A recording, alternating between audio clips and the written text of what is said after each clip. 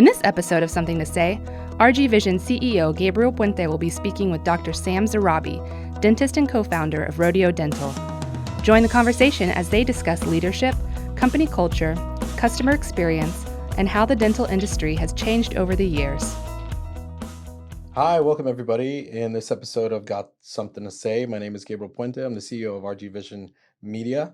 And today we have with us Dr. Saam Zarrabi from Rodeo Dental. Welcome. What's up? How we doing? What's going on? Hey, everyone. Excited about this. Yeah, so a little bit about Rodeo Dental. If y'all don't know, it's a statewide dental practice with about 24 locations. You guys are leading the way when it comes to patient experience. Thank you. And that's pretty much what we're going to be talking about today, amongst other things like maybe your favorite dance move, your favorite food. But more importantly, it's talking about how you're able to build such a great practice and also really create a culture that really puts the patient first and allows them to not only get great experience, but also great service. Totally. So thank you. Thank you for that.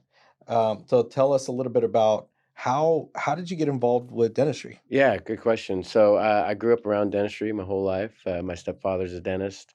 So I started living in the dental practice around age 4, hang out with him on Saturdays, watch reruns of I Love Lucy in the back room while he'd be working, meet the patients and hang out. And then I grew up, I would clean the office for a small allowance weekly, clean the toilets and all that and get like $5 or something. And just got to immerse myself going around the practice my whole life. So during that time, Yeah. did you see, because it's totally shifted, and if y'all haven't seen what Rodeo Dental is doing, definitely go to their website. What is their website?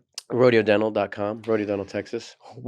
Is there anything that your father was doing that his leadership as a dental executive or a dental or as a dentist helped you, in what you're doing today? Absolutely. So, watching him and the way he would interact with the patients, I mean, he's like the nicest guy and always would put the patients before himself.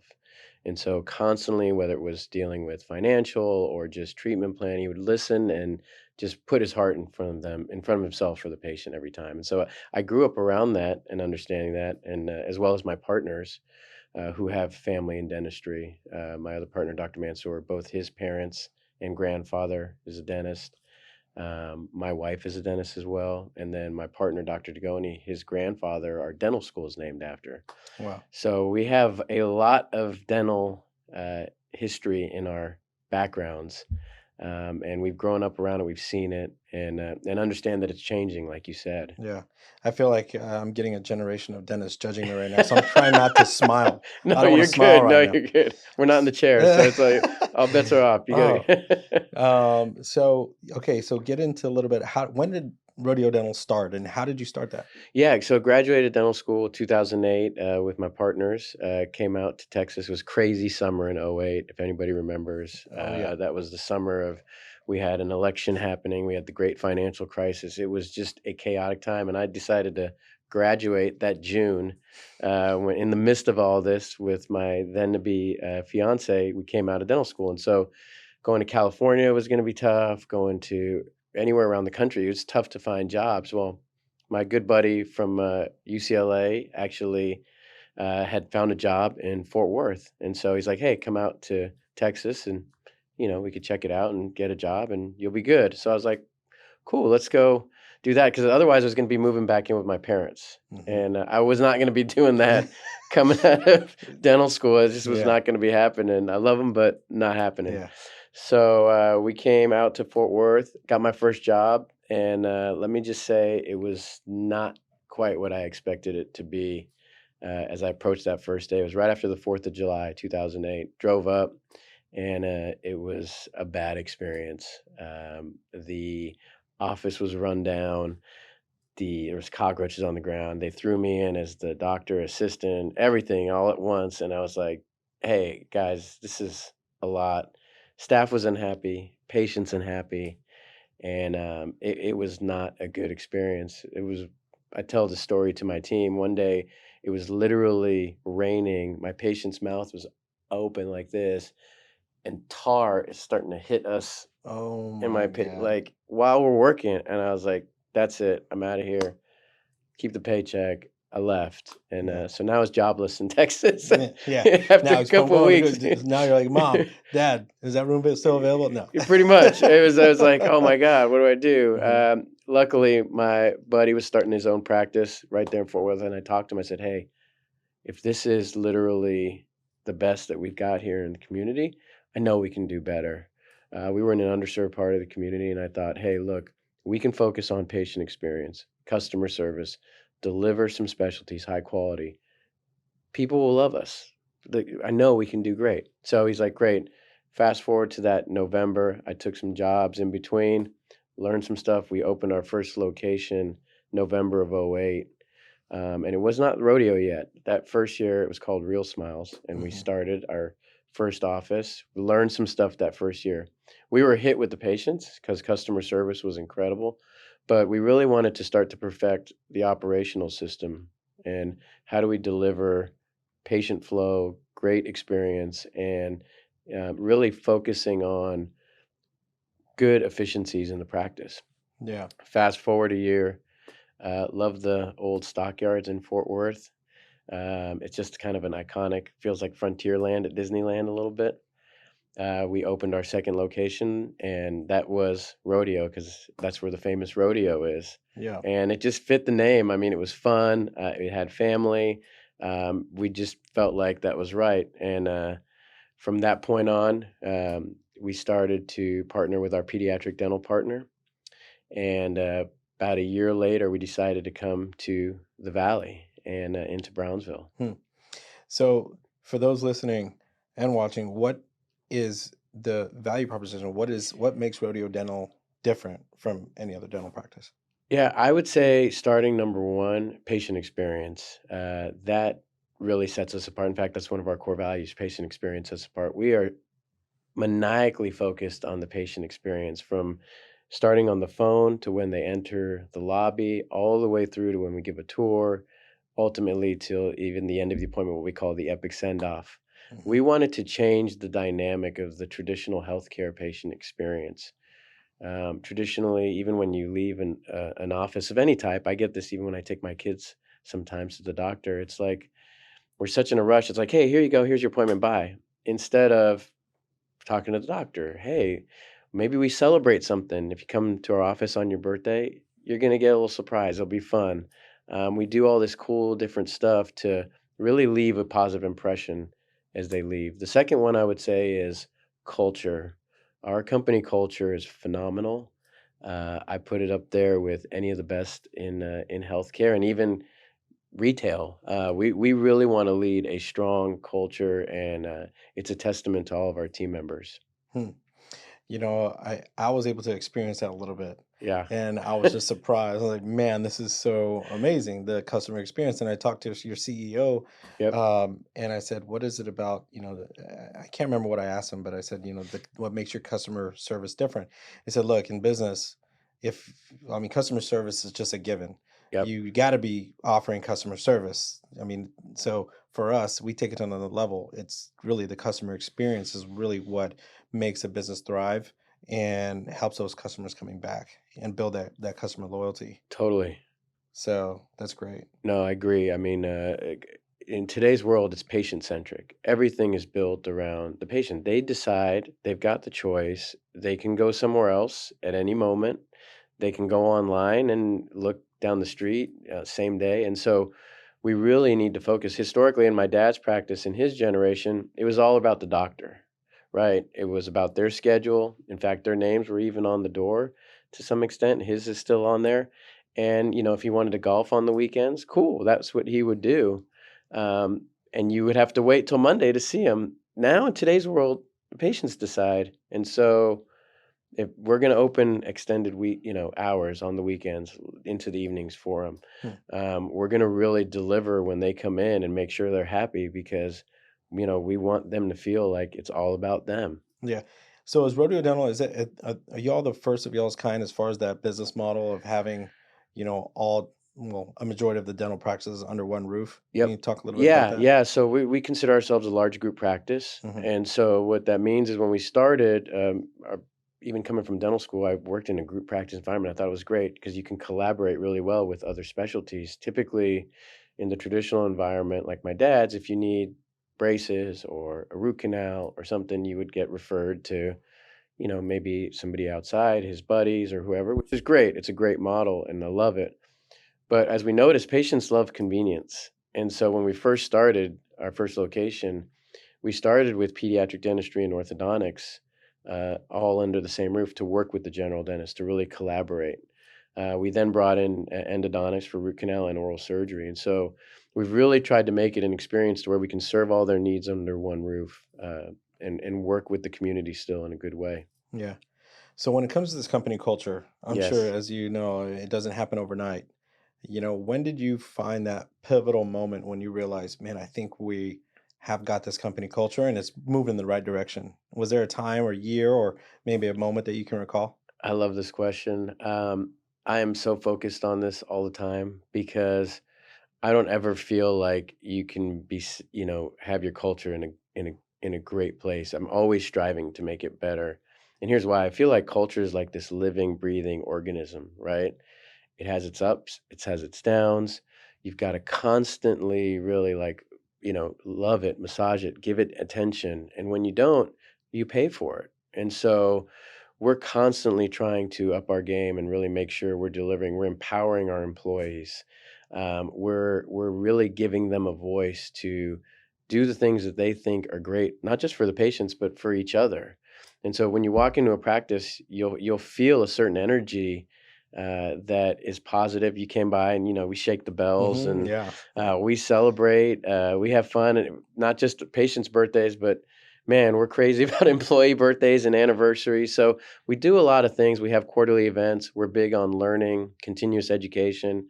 We have an annual event that's incredible. We just had our 10-year annual event. Wow. Yeah, thank Congratulations. you. Yeah. And I saw that. You guys have people dressing up. You have luchadors. You have wrestling competitions. Those are our That's team crazy, members. man. There's That's a awesome. couple of team members. They actually do that on the weekends. They're professional at that on the weekends. And Yeah. so we just like, hey, we embrace that. Maybe some companies are like, wait, not here. No, we're like, no, bring that here. We Yeah. we want to be you, right? Mhm. And show us the best version of yourself and bring that into practice and share it with everybody. So they performed at the company event Yeah. 3 years in a row, and this year at the 10-year, it was 4 of them, and man, they rocked it. We had it at the House of Blues in Houston Uh-huh. at 700 people from the Valley. We have 12 offices here in the Valley, and so everybody came up, they bussed up, and it was wild. It was an awesome, awesome day. We had speakers. We had Captain Mike Abershoff, who wrote "It's Your Ship." He spoke to the team. Mhm. Jonathan Sprinkles, a great motivational speaker from Houston. Team members had talent shows. We had a game show. It was awesome. So, when is the next You're one? Because I invited. want to You go. I come want to go check it out. I got you front row. Good. All right. I'm going to get in it. Okay. I'm going to heckle some of those wrestlers. So what is the next step? What is the next step for Rodeo Dental as far as, not only patient experience, but also for the culture? Where you guys look, forward to in the future? Yeah, so we have 120 doctors across all the specialties across the state. We're in Dallas, Fort Worth, Houston, and our biggest imprint here in the Valley, which we love. I think really the culture of our company really started and has just blossomed from here in the Valley. The energy that the team brings here, we share with the rest of the state. So team members from here in the Valley will go and train the new offices and really help us grow. So we're going to continue to grow as an organization. We feel like dentistry is changing in a great way. And so we want to be one of the next leaders. There's some great practices out there, great dentists here in the Valley across the way. And we want to be one of the next leaders out there. So as we continue to grow, we're going to focus on patient experience and improving it. Innovation in the patient experience lobby. Our lobby today is probably going to look different 3 years from now. But I promise you, for the better in a good way. We've been talking a lot about leadership, Yeah. right? And also experience. Obviously, there's a direct connect, right? Can you explain how you've seen that correlation between the two within your business and the practice? You mean experience with the patient Well, yeah, experience? the Yeah. patient experience, the customer experience, and the leadership and the culture. Yes. Yes. Yeah, I think it's all about building foundation, right? Yeah. So it all starts with our mission statement, which is to give every family the key to access to high-end dental care. And it starts with that first story that I told about my experience Hmm. in that first office. And so that's really in the foundation of the company. And then we have our core values. So if you walk in any of our offices, you'll see our mission statement, our core values is beautiful artifacts on the wall that we live and breathe by. So that's our foundation, our core of sort of how we wired as team members. And then on top of that, what we have the operational system called the perfect appointment, which is what we strive for in excellence. And so that sits on top, and there's training behind every single one of those aspects of the perfect appointment. And so for me as a leader, I've really studied some incredible brands. I've had an awesome time studying great brands from like Disney to like the Ritz-Carlton, to Zappos. And these are all great companies that live by service and customer experience. And so when I look at those, I really have learned that it's all about creating a culture that is served around the mission and core values, and then creating systems that allow the team members to really live through and deliver at a high end in those systems. Wow. Yeah. So thank you so much for coming by. Yeah. Heck Right yes. now, This is awesome. let's talk about one more question, and then we're going to get into the fire round, which are the fun questions. Well, last question. We understand how important leadership is in your culture and important to you. There's something you're doing on the side with a couple of nonprofit organizations. It's Yes. LEAP. Yes. Tell me about LEAP. What is that? LEAP is amazing. So, LEAP is a program that happens once a year. It's at UCLA, where it's my alma mater. It's a 1 week program for high school students, sophomores to seniors. And so my mentor started this program about 11 years ago. And so the students get to go. It's 500 students from all over the world. So there's students from Australia, East Coast, West Coast, all over. And they come to this event. They spend a week there on campus. They live in the dorms. They have speakers. They've got Olympic gold medal speakers, Anthony Hopkins, Paul Abdul, Mark Wahlberg came and stopped by. They talk about leadership, mentorship, all the soft skills needed outside of studying in school. And these are good students. And so these students are coming, they're already high achievers, but they're coming to learn about how to be successful in life outside of just studying. Hmm. And so they get immersed into groups and learn about all these great things in motivation and leadership and talent show. And it's just an awesome, fun event, lasts for a week. And so this is a program that I feel like my mentor sort of has really taught me. I feel like I was student number one, and so I like to give back to it. So we have, over the last few years, we started to send students actually from Brownsville, from the idea schools there. And it started with an idea, Hmm. no pun intended, to just send one student. And we're like, okay, what is this you guys are sending the student where? And the parents kind of Right. freaked out. Wait, what? They're going on a plane to California? No, no, no. And then we did one, and it was a hit. The student came back and loved it. Then we sent 2 or 3, and then the next year 5, next year 6, and so my mentor challenged us last year, and said, for his 60th birthday, he said, "What if we send 60 students?"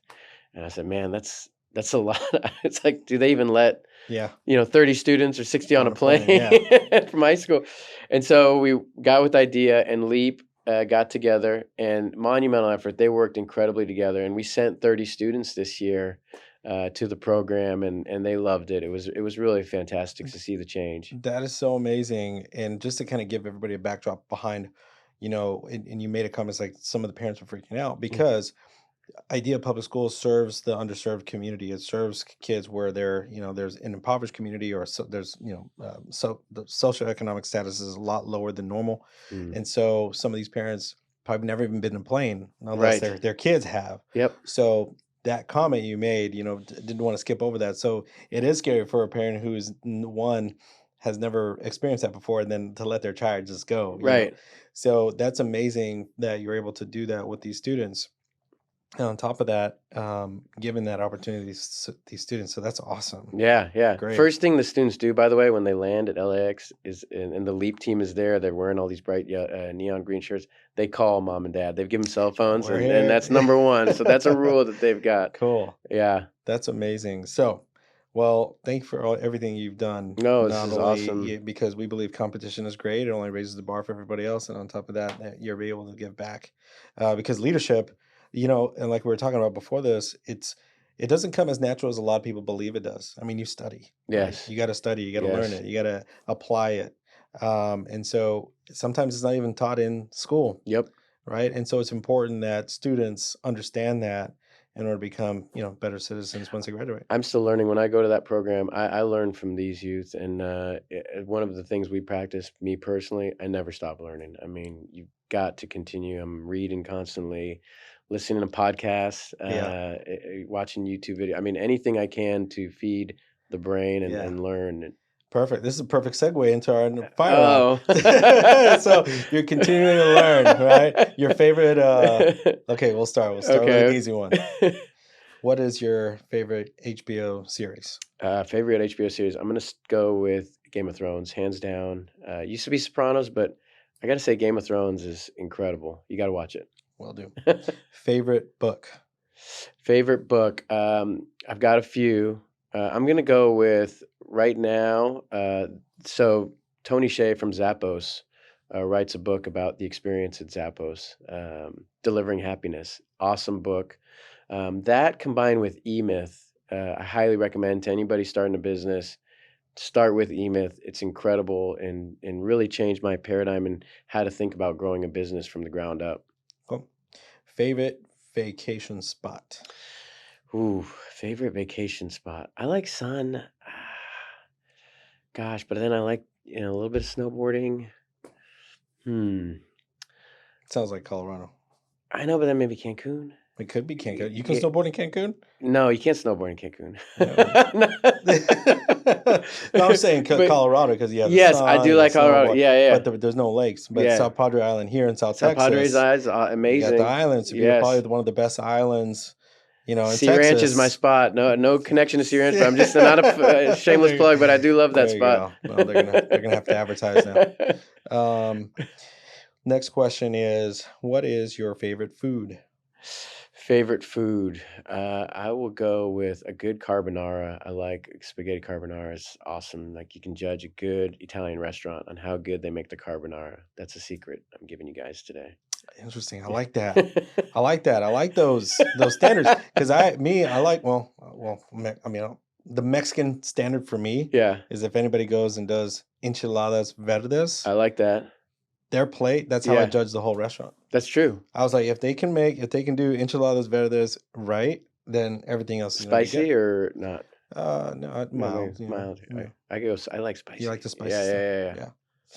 Man, dude, thanks so much. Dude, You're awesome. thank You're you. A rock star. I got to tell you, what you're doing here in the Valley with the magazine and this, I really thank you for this platform because you're highlighting something so important here in the Valley, which is growth, innovation, and focusing on the experience of not just customer experience, but culture and people. And it's brilliant. I love it. The magazine is awesome. And I'm having a blast just being a part of it. Thank you very much. Thank you. Thank you for the kind words. Keep doing what you're doing.